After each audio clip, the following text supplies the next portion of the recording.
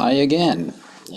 Time to discuss a little bit about scoping that can save a lot of time when you are doing measurements.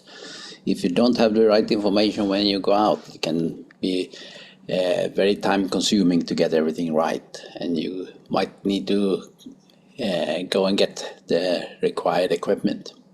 So we'll discuss scoping and try to give you some advice to get it right from the beginning.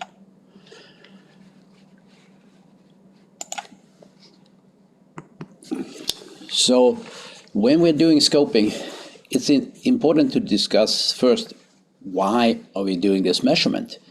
You have to adapt how you plan your measurement depending on what the focus is. I mean, if you have a specific problem that you're going to troubleshoot, then it's one way easier, but that depends on the trouble that you are looking for. If you are looking for something that just occur at a certain type of operation, you need to, of course, try to go to site when you have these operating conditions. So if you're looking at problems at high ambient or hot water production and so on, you need to try to figure out when it's likely to happen, as it can be very difficult to provoke an air conditioner, refrigeration, heat pump system to behave as it would at different conditions. So try to figure out when is it going to happen if you're looking for a trouble.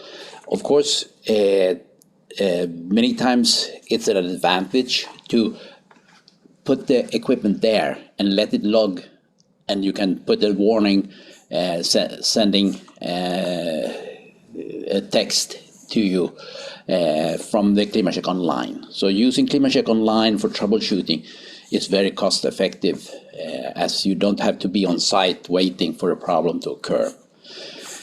But another very common application is to do a maintenance check that can be a part of a service contract. Of course, if you go there when there is no load, it can be difficult or even impossible to get a good operating sequence. And if you provoke the system when there is no load to run, the system will then continuously change conditions. So performance is very difficult to get any accuracy for. So try to go there when there is a natural load. That saves a lot of time. For commissioning, most of the time, the biggest problem is not the unit itself. It's a new unit that you're commissioning, but it interacts with the system. So try to do the commissioning when the system is running as intended. If a supermarket is empty of goods, it's not going to behave anything near how it behaves when it's loaded. So try to plan that you have normal operating conditions where you can see how the secondary systems, air, water, whatever you have, is at normal levels and adjusted as far as possible before you start. One big issue that we see is that the controls are not well adapted to make system and refrigeration air conditioning unit work well together. You have this controller in the building or in the display cases.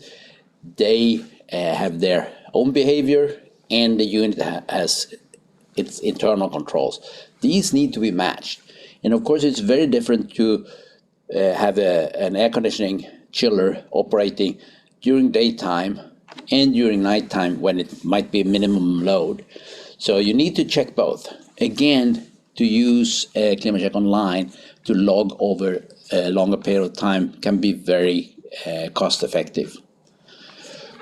So then next thing is, of course, if you want to establish a baseline for energy optimization purposes, so you want to see how the system operates at different operating conditions. Of course, you need to have different operating conditions to collect data from. So again, ClimaCheck Online helps you with getting long-term measurement in a cost-effective way. There is also in many markets there are incentives where you need to do pre and post evaluations. And of course, again, you need to try to plan so you have similar conditions pre and post to make it relevant. And of course, the future is to have more and more system connected 24/7 to the cloud, so you can do remote monitoring and evaluation. So consider how you want to do your test before you go there. Make sure that you know what you're going to measure and what you expect when it comes to load. Another very common application nowadays is to replace refrigerants. So it doesn't make any difference if you're going to change from R22 or R404A or R410A or 134A. If you're going to change to HFO or other low global warming alternative, or to natural refrigerants like CO2, ammonia, and hydrocarbons. It's extremely useful to know how your existing system works before you do the retrofit or replacement, then you know how to design your new system and how to adjust your new system. So it's always very useful to know what you are starting with, and then also, of course, commissioning the new equipment in a good way. So when we are going to do the measurement, we of course want to establish a number of facts. We want to know that the refrigerant charge is correct, compressor performance is okay, condenser performance is okay, evaporator performance is okay, and that our expansion device is operating correctly, giving us a safe and energy efficient operation. So that is on the unit side. Then we need to see that it operates well in the system and that the system is operating well. So we always want to minimize our condensing and maximize our evaporation. So these are essential to have an efficient system.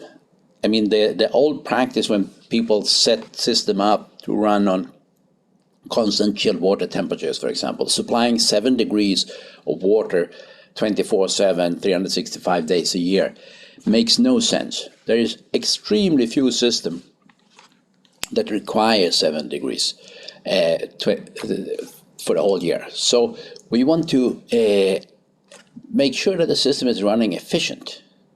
This will become a much more important for the future. Many people have not have any thoughts. If design is something, people put it on design, regardless of the cost. And of course, the people who are paying the bills, they rarely know how much money they waste. So it's our responsibility to make the system work well and inform people that there are energy optimization opportunities. So also more and more important would be can I use this heat or cooling that I get from running my machine for one purpose? Then if I have an air conditioning chiller, are there any use for the heat? I might be able to do heat recovery and heat the building, other parts of the building. If I have a supermarket, the heat there might be useful to produce hot water or heating. We have ice rinks that are heating up soccer fields in the winter in cold climate. Any type of reuse of energy, free cooling or heat recovery, is going to be very important to handle future requirements. And we also see that the controls are rarely stable. So this is, of course, something that is going to be important, that we make the BMS system work well together with our air conditioning, heat pump, refrigeration system. So we have a totally good system, not only a refrigeration system that can work efficiently, but it does not because of external problems. So we need to get these to work together. And it might not seem too complicated. We have 4 components that we need to get to function in the system. But there are any number of applications, and there are differences in control systems in the units, there are differences in the control system in the building or in the supermarket. And these are getting more and more complex because everybody is striving to make the system more energy efficient. And this increases the complexity. If I have variable speed on fans and pumps, it's going to require them to be adjusted to give sufficient flow to make the building work well and the chiller or heat pump or whatever it is to work well. So it requires much more understanding in a system that might be interacting with several other systems and also operating over a much wider envelope than if it was just a standalone system working with fixed condensing and fixed chill water. But fixed condensing and fixed chill water is not the future. It's going to be so much energy to save by making systems more finely tuned to actual operating conditions. So before I start thinking about going to the site, make sure that you have the flow chart of the system and over the unit, so you know how it looks. Do they have economizer? Do they have oil cooling or any other cooling of their compressor? So I have a clear picture of my refrigeration process. Is it just a straightforward single stage process, or do you have any special that need to be taken into account in the measurement? So you have the right template for the system that you're going to measure. Maybe the most challenging for people in the beginning is the power measurements. I mean, there are many configurations: part one, winding, wide delta start, variable speed drives, and you need to have current clamps or Rogowskis that are able to grab the cables you need. Sometimes when you have part winding or wide delta, you need to grab several cables. So it might not be only a question of the maximum current, but also the leads. How much do you need? How big CTs do you need? Or can you use your Rogowskis to have more flexibility? So make sure that you know the power measurement you are going to do to avoid to have to go and get other equipment. Also, we're going to connect some temperatures and we are going to connect some pressures. Of course, the temperature, we need to have a proper installation material for those. And for a pressure sensor, we need to have adapters, if it's not quarter-inch flare connections on the ports we are using. Compressor cooling. If there is any compressor cooling, we need to take that into account. We have models to deal with all types of compressor cooling, but we need to get this correctly configured. Otherwise, the measurements becomes wrong. So if you don't have experience of compressor cooling, make sure to read the manual or contact us to refresh what you have learned in the training. But we can handle it, but we need to handle it. And then, of course, if it's a question of doing a permanent install, are there already sensors in the system that we can access? Can the BMS give us data to the gateway so we don't need to double sensors? Then we need to know if the system is Modbus capable, if it's Modbus RTU or Modbus TCP. So if you're going to establish data communication, make sure that you have done the homework first. And always try to build your step-by-step procedures. Make sure that you do everything the same way all the time, so you know what you have done. When you've done a number of measurements, you start easily to mix what was happening at that site and that site. If you always do the same thing, you know that it's going to be much easier in the future. So we have, this is kind of a checklist, just to make sure that you you don't make mistakes. We have had so many calls from people who assume that it was a standard process. Then when they come to site, they see that the chiller might have the oil cooling option, they might have the economizer option. There are options on many units that are sometimes installed. They're not always described in the documentation in a very good way. So be careful. Make sure that you know what's actually there. If you have access to documentation on the design of the unit, this is very helpful. Make sure not just to grab anything from the internet if you can avoid it, because many units that have been changed over time, or again the options are not the same as on the site you are. So then sometimes you might need to have permission to enter the site. You might have permission to change anything in the settings, open electrical cabinets. So make sure that if you need assistance of some local contractor or local electrician, make sure that this is agreed on beforehand. And on the service port, we know that the 410A often have a different thread, and we have adapters to that. Ammonia is normally different threads, not the standard quarter-inch flare. So make sure that you have the right connectors with you. And for some units, like many carrier chillers, they use the pressure sensor as the cap for the service port. So if you're going to measure these systems, you need to have a T-piece that fits under the pressure sensor, so you get an extra connection, the same way as any service that is done on those chillers while running them. You need to have the T-piece, otherwise you cannot access the pressure.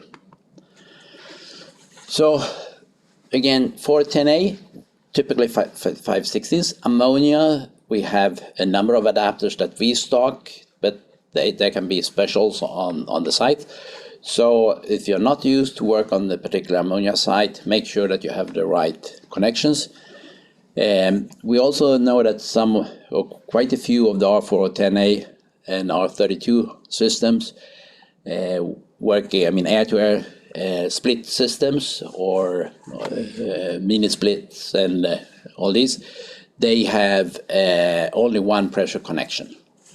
And that connection is normally connected to the indoor heat exchanger. So to get the outdoor pressure, the pressure of the outdoor unit is not possible. So to get that, we mount the temperature sensor in the middle of the condenser coil on the tube band. That will give us the saturation pressure in the condenser, which we can then calculate the pressure from. So we can work on those as well, but you need to take into account to mount that pressure sensor or that temperature sensor instead of a pressure sensor, and you need a special template that deals with calculating the pressure from the temperature. And to mount the temperature sensor, you need to stop the unit, as well as if you're going to mount the T-piece under a pressure sensor, you again have to stop the unit to mount the sensor. So you need to have approval to do that. When it comes to temperature sensors, be careful when you mount the temperature sensor so you don't introduce errors. So we always mount with heat transfer paste, aluminum tape, and insulation. And you need to adapt that insulation. If you have a 130-degree discharge line in steel for ammonia, you need to insulate quite a lot, maybe 15 centimeters around the sensor. 10, 13 millimeters of insulation, and make sure that that is well applied. if you're measuring on a copper tube, you can have less insulation. You don't need to stretch it so long because the heat transfer from the fluid inside the tube to the sensor element is much better. But the worse material you have from heat transfer perspective, the wider tube, the thicker material, the bigger temperature difference to the surrounding, you need to increase your insulation. The best, of course, on the water side and air side is to use the test plugs, the 3 millimeters long probes that you can stick through the test plug into the flow or through the duct into the airflow. Then you can get absolutely the best contact with the fluid that you're measuring. Another issue that we run across is, of course, when they have hard cover on the as protection for the insulation. It can be aluminum, it can be fiberglass or plastic. This is, of course, the only way of getting the tube temperature is to get behind this hard surface. So this can be done in a very neat way. If you have a hole saw and you drill a hole in the hard surface and then cut the insulation away, apply the sensor nicely, and then these are easy to apply afterwards. You put the insulation back, or you can even foam, if it's a polyurethane foam that you have had to remove. You can foam below the removed cap that you have, and then you can put the tape and it look very nice afterwards as well. If you don't have any tools with you to deal with hard surface of insulation, it's a mess. So prepare. As mentioned before, power measurement is what most customers run into problems with.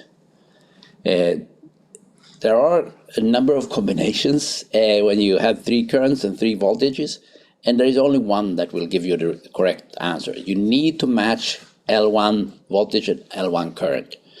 Any mistakes of that, or if you turn the current transformers around, you will get an error. So be very cautious. Make sure that you don't trust that everything is correctly labeled. Sometimes we measure the current after contactor, but it's easier to measure the voltage by the incoming switch, for example. So there can be some distance in between those. Don't trust that L1 is always first and L2 and L3. So check this. So you can take the volt meter and you measure between where you are going to put your current CTs and where you're measuring your voltage. If you measure between those 2 points, of course, you should have 0 voltage between L1. And when there is a pot winding or YD start, you need to make sure that you get all the current that goes to the compressor. So typically you might need to measure on 2 cables after the contactors, or you have to measure before the contactors. And if there are multiple compressors and so on, it might be difficult to measure before the contactors, or if the contactors are on rails. It's a challenge. So then you might need to grab double cables. So be prepared for that. When it comes to variable speed drives, inverters, try to measure, you have to measure before the inverters. Normal power meter cannot measure after the inverters. There are special ones that can do that, but typically measurements are done before the inverters, and you take a few percent of heat loss into account through the inverter. But you don't put the CTs just right on the variable speed drive, because of very often you get interference to your CTs if it's too close. So try to stay a little bit away from the inverter, but before the inverter. And don't run your leads parallel to inverter cables. Try to stay away from any high current cables, and especially after inverters, as they can be quite a messy electrical environment.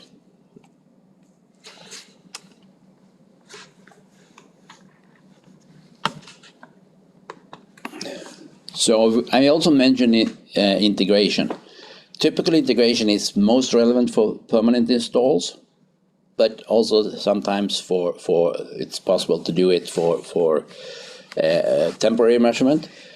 But it's always key that you have somebody who understands Modbus and so on to use the Modbus communication.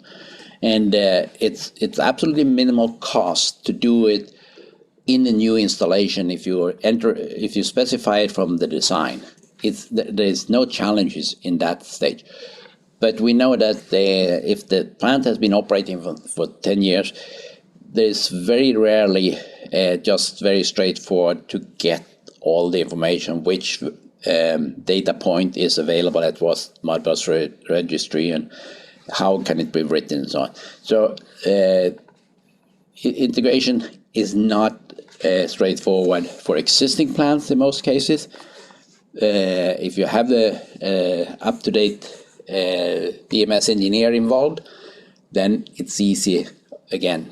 But we find it mostly applicable for new installations when everything is possible to integrate in the general process. So it's not this standalone activity.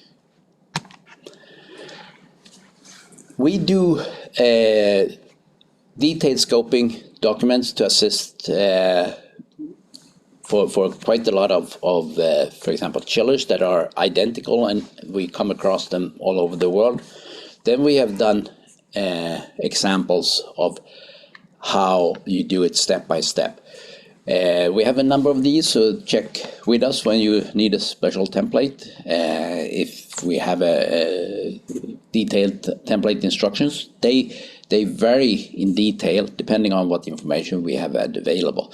I'm not going to go through this except for that I'm going to show you the principles of the typical template instruction for a chiller. So this is for a very common large centrifugal train chiller, the CEV HE chiller. So there's plenty of information available on internet for this range of chillers. So we have the link here to download it. Again, remember that this has varied over time. There might be some smaller differences over time, and also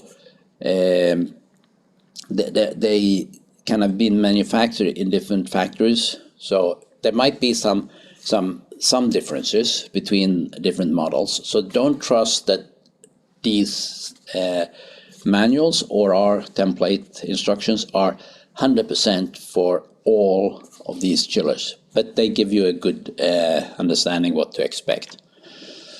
So there is some general information on how it works, just to put people into the picture. This is a 3-stage centrifugal chiller.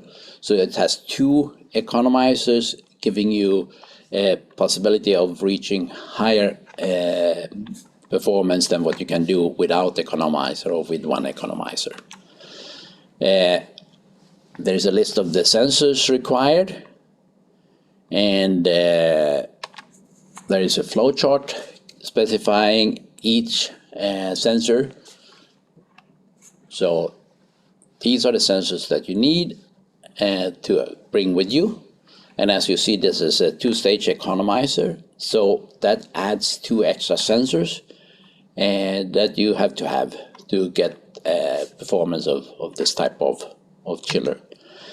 Here is an example on how the electrical supply to the compressor looks on one of these chillers. Again, it can vary somewhat, but it gives you